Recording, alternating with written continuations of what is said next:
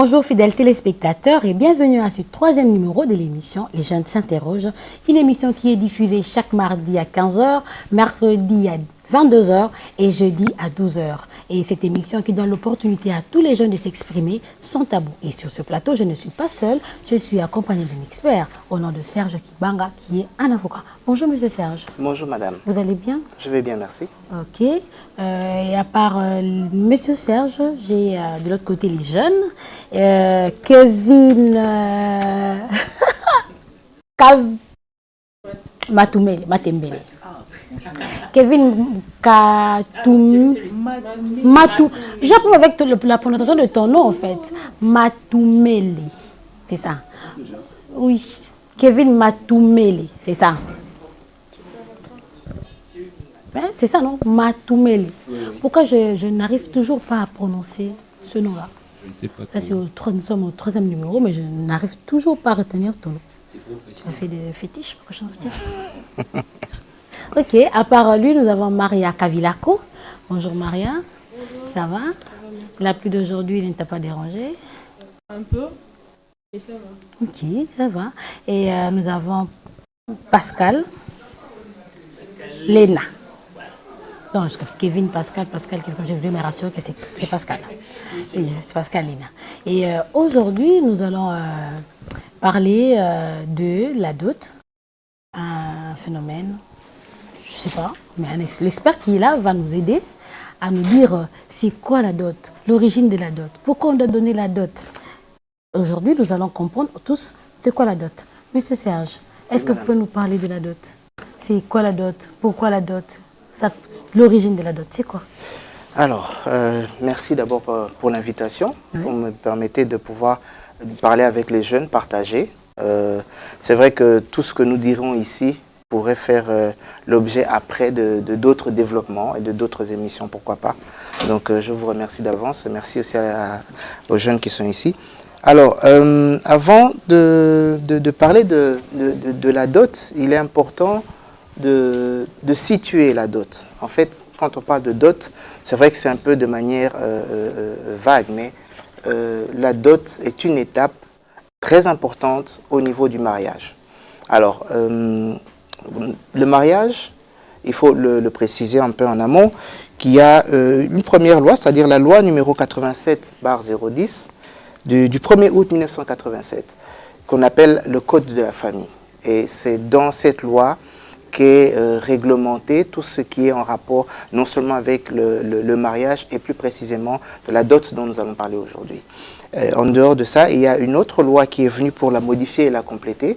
C'est la loi numéro 16/008 du 15 juillet 2016 qui ne fait que modifier et compléter certains aspects que nous retrouvons dans le code de la famille antérieur. Ça, au fur et à mesure que nous allons évoluer, nous allons en parler. Alors, d'abord, il est important, de manière succincte, très rapide, nous disons ceci, que pour le mariage, il faut savoir que les personnes qui entrent dans le mariage, il y a certaines conditions. La loi nous donne des conditions et de fond et de forme par rapport au mariage. Et je ne vais pas m'étendre sur les conditions de forme, mais les conditions de fond. Pourquoi? Parce que la dot est une des conditions de fond, c'est-à-dire une condition qui est qu'on ne peut pas passer, donc qui est incontournable. Et pour cela, nous revenons un peu dans la loi, parce que dans tout ce que nous allons dire, nous allons aller dans la loi. Nous disons ceci, qu'au niveau du code de la famille, la dot est stipulée dans des articles 361 à 367. C'est-à-dire qu'il y a quand même à peu près 6 articles qui forment tout un paragraphe dans lequel on spécifie l'importance de la dot. Donc on ne peut pas passer outre la dot. Voilà. Donc ça, c'est au niveau de la loi. La dot, c'est un élément qui fait partie, c'est une des étapes importantes pour le mariage. Et il faut savoir qu'il y a des éléments de la dot, donc il y a certains articles qui les reprennent. C'est pour dire que quand la loi légifère dans un domaine quelconque, ou bien sur un thème, ou bien sur un sujet quelconque, c'est qu'il a son importance. Voilà. Ok, bon, j'ai suivi attentivement, vous avez dit ça a commencé en 1900. Mais avant cette année-là, donc la dot n'était pas réglementée. Alors, je vous remercie pour la question. En fait, il y a une origine. Il faut savoir que le mariage, le versement de la dot n'a pas commencé avec la loi, les deux lois donc, que je vous ai citées. Si nous revenons dans nos sociétés africaines, nos sociétés traditionnelles africaines, bien plus haut, il y a toujours eu cet aspect de la dot lorsqu'on veut se marier, en échangeant un peu avec les gens, certaines personnes. Je vous donne des exemples. Des populations, bien des cultures qui vivent de la chasse, lorsqu'il s'agit du mariage, il y a certains éléments de la dot. On retrouverait par exemple soit une lance ou bien un fusil ou bien une flèche. Cela dépend. Si on était par exemple dans des sociétés traditionnelles de pêcheurs, soit c'est le cadeau d'une pirogue ou bien des filets. En fait, la dot a d'abord, avant tout, un aspect symbolique. Donc, avant de parler de réglementation ou quoi que ce soit, c'est d'abord symbolique. C'est ce qu'il faut comprendre. Donc, bien avant que la loi, que le colonisateur ne puisse, avec le temps, le législateur congolais puisse réglementer la dot, il y avait déjà des dots qui étaient versées dans nos sociétés traditionnelles. Okay. Donc, ça, c'est en amont. Ok, et je reviendrai à vous. Vous, en tant que jeune, la dot, quelles sont les difficultés que les jeunes rencontrent pour ce qui est de la dot, le mariage coutumier? Ok, déjà, la première difficulté reste que la dot, aujourd'hui, on peut dire, elle est un peu trop exorbitante. Le monsieur, il peut être là, je veux me marier. Tu peux avancer un peu ton micro. Le monsieur peut être là, je veux me marier, je viens chez vous, je sollicite la main de votre fille. Arrivé là, la dot, c'est comme si, en fait, il faisait un commerce. Ils veulent récupérer l'argent qu'ils ont investi dans leur fille pendant ses études, pendant toutes les années là. Même Nambon et à pansement, ils veulent récupérer ça dans la dot. On se retrouve là à un certain moment, je veux me marier, je viens, je sollicite votre fille. Et vous me demandez le tout dernier iPhone. Qu'est-ce que ça a à voir avec la tradition? Parce que maître, vous avez dit tout à l'heure là que la dot, elle est d'abord symbolique. On vient là, on me demande le tout dernier iPhone, on me demande un écran plasma, on me demande... Je ne sais pas moi, papa peut-être sa voiture était endommagée, il me demande de payer le moteur. Qu'est-ce que tout ça a à voir avec la dot? Et aussi, pourquoi est-ce que la dot évolue tant? Doit-on comprendre que il faut, et comment je peux dire, que ça doit évoluer avec le temps? On se retrouvera peut-être là en 2030, je viens me marier, on me demande une maison. Parce que là, on calcule aussi mon salaire à moi. On s'est dit non, comme celui-là, il a beaucoup d'argent, bon ok. Si on lui demande par exemple $800, ce serait une perte pour la famille. Non, il faut tout bambayer mon temps tellement licolo que il ne voudra pas fuir parce qu'il aura honte. Il va nous donner tout ce qu'on lui demande. De ce fait-là, on récupère notre investissement et on investit sur le prochain. Est-ce que c'est pas un petit peu aussi un problème tout ça? Est-ce que ça ne fait pas aussi fuir le mari? Avant qu'on donne la parole au maître, Maria, il vient de dire que c'est par rapport à la valeur qu'on donne à la personne. Toi, en tant que femme, si on te demandait aujourd'hui pour la dot, combien voudrais-tu qu'on donne, que le futur époux puisse donner à ta famille? Parce que lui, il a dit que c'est exorbitant. Tu diras quoi en fait par rapport à ça? Moi, personnellement, je vais proposer à mon mari, à mon futur époux, voilà, de donner la dot compte tenu de la valeur qu'il a pour moi. Donc, genre, si je vaux, que ma dot aussi valent mieux que ça. Toi, supposons que c'est toi qui allais l'épouser. Elle a dit que pour qu'on l'épouse, il faut que l'homme tienne compte de sa valeur. C'était toi qui devrais l'épouser. Avant tout, j'aurais d'abord à essayer d'en discuter avec ma copine, peut-être ma femme. Mais lui, elle te donne déjà le pouvoir, en fait, de l'épouser en fonction de la valeur qu'elle a à tes yeux, en fait.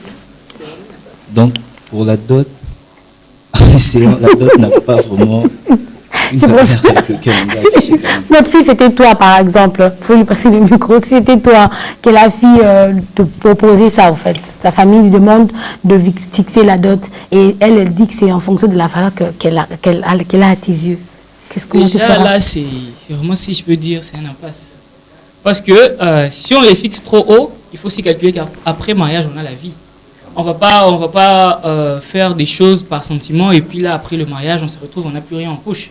Et si aussi on donne à un montant, je peux dire, Donc, tu donnes un certain montant et là, elle dit que non. Donc, en fait, à tes yeux, je ne veux que 100 dollars. Ouais, c'est difficile. Donc, ce n'est pas vraiment une question qu'il faudrait poser au marié. C'est pas bien d'aller demander au marié, non, donne selon la valeur que tu donnes à la fille. Parce que s'il ne donne pas assez, oui, mais s'il ne donne pas assez, ce sera déjà un problème. Parce qu'on connaît les femmes, hein, elles se fâchent pour tout et pour rien. Tu donnes un montant là, elle te dit, ah, quoi, c'est ça que je représente à tes yeux. Déjà, c'est un problème. Et si on donne Eleki et Bélé, oui, après, on ne va pas quand même vivre à la maison avec 50 dollars. C'est pas normal. Parce qu'on doit payer l'électricité, on doit payer la maison, on doit payer les assurances, on doit payer la santé, tout ça, ça compte beaucoup. C'est beaucoup d'argent. Alors, si je donne trop, c'est mauvais. Si je donne moins, c'est mauvais. Alors, je préférerais que les papas au kilo et au Morondé payent ça. Parce que sinon, là, c'est vraiment difficile à évaluer. Maître, est-ce que vous avez un mot à placer par rapport à ça? D'abord, je remercie pour ces réactions à chaud, hein, qui ne facilitent pas non plus de réponse. Mais bon, je vais brosser un peu tout ça et comme c'est une discussion, on va continuer d'échanger. Personne n'a le fin mot de l'histoire. Voilà. En termes de difficultés, pour revenir à la question de Pascal, il a parlé du problème de dot exorbitantes qui peuvent même faire fuir le mari. Et la difficulté est que pour certaines familles, lorsque quelqu'un sollicite la main de leur fille, on expose ou bien on pense à tous les sacrifices qu'on a fait.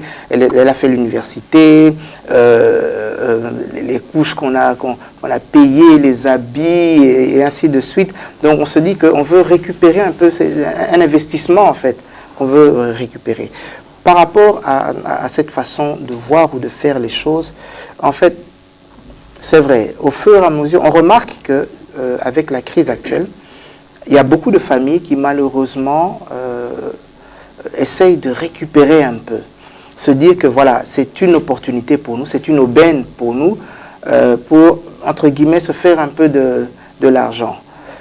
Bon, à ce moment-là, comme on vous dit, la dot, c'est avant tout une discussion, n'est-ce pas? C'est une discussion entre les familles. C'est-à-dire que le mari, on ne va pas t'imposer nécessairement tel montant, ou bien s'il y a par exemple une liste, il y a certaines familles ou dans certaines tribus où on vous dit que vous devez absolument donner par exemple un panier de poissons ou bien la dame Jeanne, il y a des choses qui sont tout à fait normales. La grande difficulté maintenant, pour la plupart des jeunes, se situe au niveau de l'argent à payer en espèces. Je pense que c'est là la difficulté, si je me fais bien comprendre. Eh bien, cet argent est toujours sujet à discussion, à négociation. Parce qu'en fait, comme les deux parties qui viennent pour contracter le mariage vont unir, non seulement, vont être en union, non seulement les deux individus, mais aussi les familles. D'où il y a toujours un moyen de discuter. Là, la loi, le législateur n'a pas donné de montant fixe, le législateur n'a pas donné de garde-fou, si ce n'est que de permettre aux familles de s'entendre et de discuter. Donc tout est affaire à discussion. Et vous verrez que, en fin de compte, on finit toujours par trouver une solution. Mais à quoi sert l'argent qu'on donne pour la dot? Je me rappelle à l'époque, il n'y avait que des biens matériels. Donc cela servait peut-être à travers le travail au fait du papa où on donnait plus de trucs pour à manger. Donc actuellement on donne même des plasmes juste pour la dot, des groupes électrogènes. Ça sert à quoi vraiment? Donc c'est seulement pas pour compte tenu au fait du changement de la révolution ou comment? Et qu'est-ce qu'on doit faire pour lutter contre tout ça? Oui. Oui, et aussi, maître, je voudrais appuyer quelque chose en relation avec la question de mariage. Oui. Lorsqu'on calcule que dans certaines familles, les gens veulent récupérer, comme vous l'avez dit, leur investissement. En donnant toutes ces choses-là, on donne un groupe électrogène, on donne ceci, on donne cela. Ce sont toutes des choses qui finissent par s'abîmer au fur et à mesure. Avec le temps, rien n'est éternel. Oui. Alors, est-ce que quelque part, il n'y a pas aussi un regret? Une petite part de regret? Parce qu'on ne doit pas oublier qu'après le mariage, nous avons une vie. Il y a une vie après le mariage. Pourquoi est-ce que notre dot à nous, chacun doit être aussi élevé. Je prendrai un exemple par exemple. Je vous écoute. Je pars me marier. Je viens chez vous. Je me présente. La première question que vous me posez, c'est qu'est-ce que tu fais dans la vie? Après avoir répondu, vous prenez un temps de silence, vous réfléchissez et là, on peut se dire que vous êtes déjà en train de calculer la dot future. Après quoi, le jour J, lorsque je viens avec ma famille à moi pour rencontrer la vôtre, pour ne pas que vous soyez mal vu, c'est votre frère qui prend la parole. Et là, au moment où votre frère prend la parole, il calcule déjà mon salaire, il calcule ma prime, il calcule mes intérêts et tout ça. Lorsqu'il me donne un montant de la dot, après avoir discuté, comme vous l'avez dit, la dot, c'est d'abord, on discute, parce que ce n'est pas un impératif. Bien sûr. Lorsque l'on discute, ils disent non. En tout cas, nous, on ne descend pas en dessous de ce qu'on a fixé. En ce moment-là, qu'est-ce qu'on fait? Bon, moi aussi, je sais pas, mais par rapport à tout ce que le maître a dit, on donne les fusils et tout autre par rapport au mariage coutumier et la dot. Mais présentement, comme Pascal vient de le dire, on est en train de remplacer les biens qu'on demandait aux temps anciens parce que c'est qu'on utilise maintenant. Par exemple, on prend et on donne la télévision. Est-ce que la crainte, c'est que dans les années qui viennent, qu'on puisse quitter les objets, tous les biens qu'on demandait de coutume pour copier au fait l'Occident. Ça veut dire parce qu'on prend déjà la télé, on prend les coupes électrogènes. On serait de ne plus demander les choses qu'on demandait dans les temps anciens. Les biens qu'on demandait dans les temps anciens comme coutume. Vous ne voyez pas que c'est aussi la crainte le fait de copier tout cela? Merci pour la question, Madame Astrid. Je commencerai d'abord par vous et puis je vais remonter, excusez-moi, pour les questions de Pascal et de Maria. Voilà, Madame Astrid, votre question est celle de savoir, en fait, par rapport aux biens qui sont demandés dans la dot, est-ce qu'on ne va pas... Pourquoi est-ce qu'il y a un remplacement soudain ou bien... bon, il faut dire une chose. Comme je vous ai dit au départ, la dot est symbolique. Bien sûr, ce qui est déposé comme dot peut être aussi utilisé. Lorsque vous donnez à la belle famille, par exemple, comme je vous ai dit dans les sociétés riveraines, un filet. Le filet, on ne va pas le laisser à la maison. Le filet va être utilisé, n'est-ce pas? On dira, voilà, ça c'est un des cadeaux qu'on a reçus lors du mariage, lorsqu'on est venu épouser notre fille. De la même manière, si vous remarquez, de manière générale, sociologiquement parlant, on demandait avant les lampes Coleman. Et puis, ça évolue et maintenant, ça devient même les lampes chinoises avec pile. Monsieur Soukout, comment on appelle ça?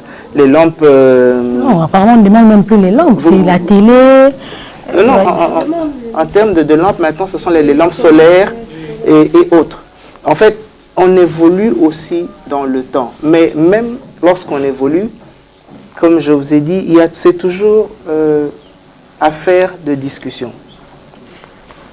De la petite expérience que j'ai lorsqu'il m'est déjà arrivé de participer à ce genre de discussion, vous verrez que, comme vous dites, il y a certains biens, comme on dit l'écran plasma, ou bien radio ou autre, lorsqu'on n'a pas les moyens de donner ça comme ça, on la met dans une enveloppe, on ne donne pas nécessairement le montant. Supposons un écran plasma, on va parler Samsung, bien LG, il revient à combien? Si on prend les tout neufs, là, les hautes définitions, on est dans les 1500, 1800 $. Vous imaginez cette somme d'argent, c'est pratiquement l'argent qu'on va demander en espèces. Alors, ce que les gens font, c'est dire, voilà, télévision plasma, il y a un mot, mais autant la 4. Et on dépose. Vous voyez un peu? Donc, il faut essayer d'aller un peu au-delà de tout ça. C'est vrai, il y a des gens qui sont des fois intransigeants. Ils disent non, il faut caca. Mais en fin de compte, les gens finissent toujours par s'entendre. Il y a une manière de faire par rapport à tout ça.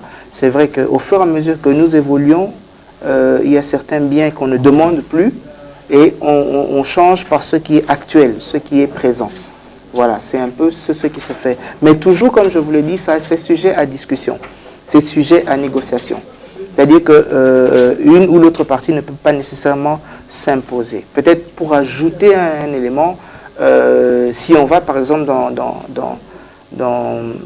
l'est du pays, il y a certaines tribus pour lesquelles c'est le cheptel, c'est le bétail, grand ou petit bétail. Mais à l'époque, on vous dira, voilà, d'accord, c'était peut-être 20, 25, mais une vache en bonne santé, elle coûte cher. Vous n'avez pas demandé à quelqu'un 10 ou 15 vaches, vous voyez un peu. Néanmoins, on va vous dire, ok, chez nous, vous amenez le bétail, et puis on vous dit, bon d'accord, mais vous voyez, peut-être qu'on se renseigne en amont pour demander, bon, le minimum c'est combien, et puis le maximum ça peut être combien, et on jongle là-dessus. Donc tout est affaire de négociation. Et si on supprimait la dot, ça veut dire l'argent? Parce que présentement, pour que les gens se marient, c'est difficile avec la conjoncture actuelle. On se dit par exemple qu'on garde seulement le bien, les coutumes, selon les villages ou les provinces. On supprimait la dot. Ça changerait quelque chose à la dot? À l'aspect au fait de la dot? Comme je vous l'ai dit, je rentre à nouveau dans la loi, d'accord, le code de la famille, où on nous dit très clairement, à l'article 361, comme je vous ai dit, d'abord que la dot, c'est un des éléments, des conditions de fond du mariage, c'est-à-dire des éléments qui sont incontournables. Oui, on donne le bien, mais on ne donne pas l'argent. Peut-être, mais je vous lis maintenant la loi, d'accord? La loi dit ceci, le futur époux et sa famille, article 361, doivent convenir avec les parents de la future épouse d'une remise des biens ou d'argent qui constitue la dot au bénéfice des parents de la fiancée. Ok? Et un peu plus bas, donc je disais, voilà, c'était l'article 361, alinéa 2, qui dit que le mariage ne peut être célébré que si la dot a été effectivement versée au moins ou en partie. Donc, c'est ça, oui. Au moins en partie. C'est-à-dire que la dot doit être versée. S'il n'y a pas de dot, pas de célébration de mariage. Et pour vous, qu'est-ce que symbolise la dot? La dot, c'est quoi? C'est ce qui symbolise la dot pour vous? Oui, Pascal, tu peux commencer. Pour répondre à la même question, moi je dirais que la dot, c'est, comment on peut dire, elle est là pour représenter notre culture en quelque sorte. Parce que chez les Occidentaux, il n'y a pas de dot. C'est chez nous en Afrique, enfin que je sache, chez les Occidentaux, il n'y a pas de dot. C'est chez nous en Afrique que la dot existe. Donc je dirais que pour moi, la dot, elle est là pour honorer la famille. C'est juste, ce n'est pas, que je peux dire, ce n'est pas un commerce. On ne vend pas la fille. Mais c'est juste pour faire honneur à la famille de quelques petites exigences que l'on demande au marié et à sa famille, si possible, de venir verser. Alors, on ne peut pas considérer la dot comme étant, comme j'ai dit tout à l'heure, un commerce, parce que la personne n'est pas à vendre. Là, ça deviendrait du trafic d'êtres humains. On ne vend pas la personne. La dot, elle est là juste pour la représentation de la bonne volonté du marié à s'acquitter de tout ce qui a été demandé auprès de la famille de la fille, de sorte à être en règle. Parce que je crois bien, lorsqu'il ira auprès de l'officier de justice, il va bien poser la question, c'est est-ce qu'au niveau de la famille, vous vous êtes entendu? Donc si au niveau de la famille, on s'est très bien entendu, c'est alors que le mariage sera célébré selon ce qui sont suivants. Enfin, ça, c'est ce que moi je sais en tout cas. Et Maria, tu as un élément à ajouter? Arrange le micro. Il a presque tout dit, mais moi je vais rajouter juste que la dot, selon moi, c'est une union entre les deux familles. Donc la famille de la femme et la famille de l'homme, question de plus se connaître et puis connaître les cultures de chaque famille. Et si je peux moi ajouter ce que Marie vient de dire, c'est juste un ensemble, c'est réunir entre les deux familles. Comment se réunir? C'est l'homme qui vient de verser la dot. Si. Et si la dot, vous ne la donnez pas comme il se doit, la famille de la femme refuse.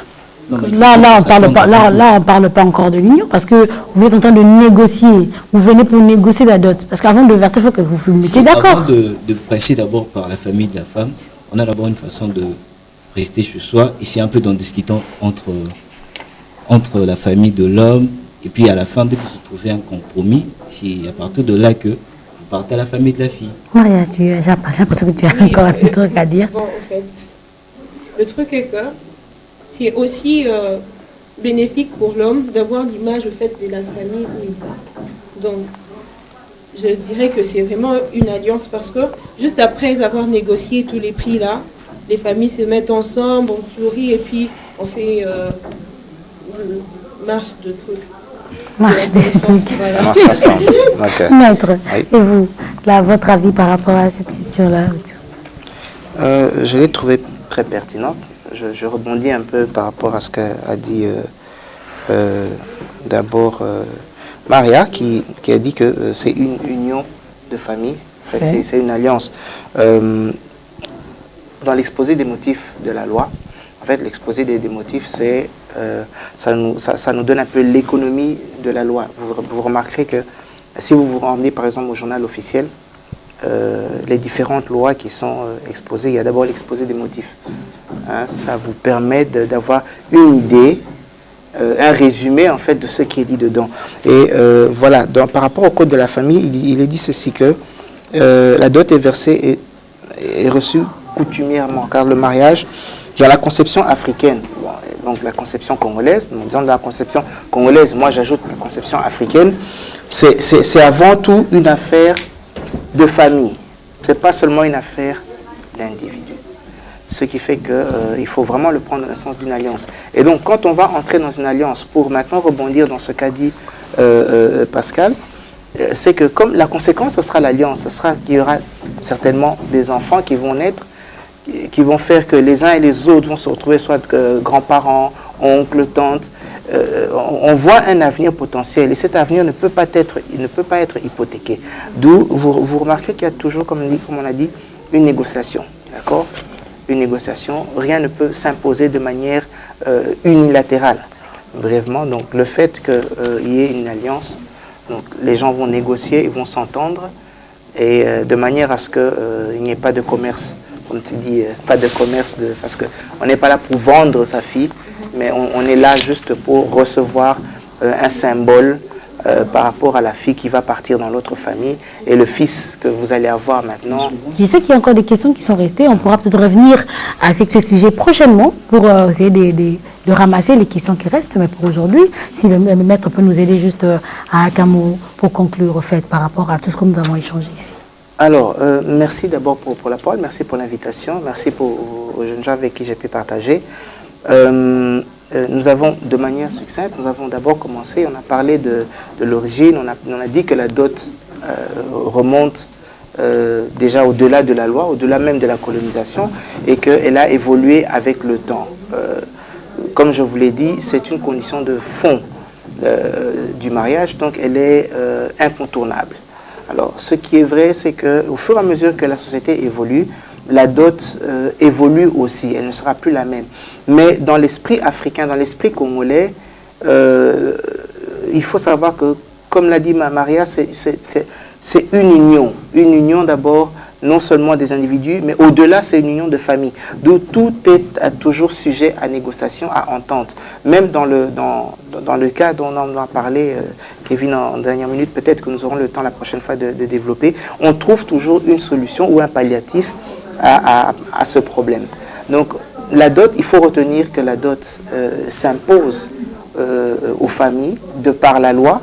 Donc, il faut passer par cette étape, quitte à maintenant aux familles ou aux deux parties de pouvoir s'entendre pour retrouver un terrain d'entente, que la dot soit acceptée et que le mariage soit béni de tous. Voilà. Merci à vous de nous avoir suivis. Nous avons qu'il y a encore des questions. On n'a pas épuisé les questions pour aujourd'hui. On va revenir encore une fois de plus avec ces sujets de la dot. Mais nous devons savoir que cette émission est diffusée chaque mardi à 15h, mercredi à 22h et jeudi à 12h. Ne zappez pas sur les deux télévisions. Suivez et vous serez sûrement intéressés à participer. Et vous qui suivez, si vous avez des sujets, des suggestions, il y a le numéro affiché à l'écran. Vous pouvez tout le temps, toutefois nous écrire ou nous appeler pour nous donner vos suggestions. Et pour aujourd'hui, je remercie M. Serge qui était avec nous et tous les gens qui ont accepté de participer aussi encore aujourd'hui avec nous. Et à vous téléspectateurs, c'est par ici que nous nous séparons et nous nous reverrons prochainement avec un nouveau numéro. Au revoir.